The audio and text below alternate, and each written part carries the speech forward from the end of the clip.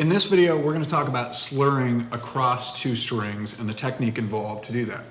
Now, if you haven't watched the slur video later in the app, you should go check that out now. A slur is playing two notes in one bow, essentially. So if you were doing it on one string, it would sound something like this. But what if you need to do that across two strings? How do you get both strings to respond correctly? Well, that's what we're going to talk about right now. So again, the most important rule is to keep it simple.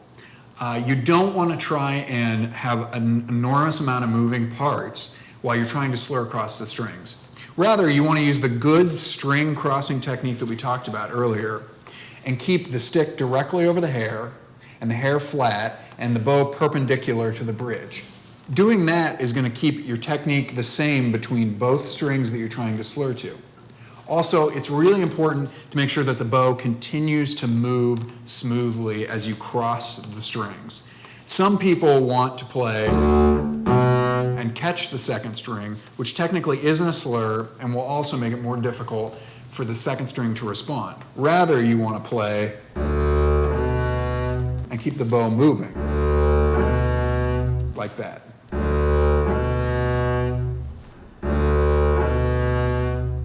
It's also important to be aware of where the contact point is on the second string. So if I get to here and I cross the string, the contact point is going to be a little further to the tip.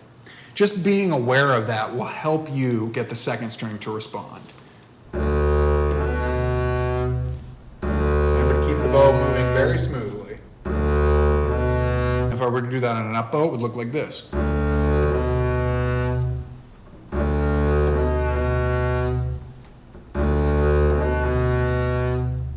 Good.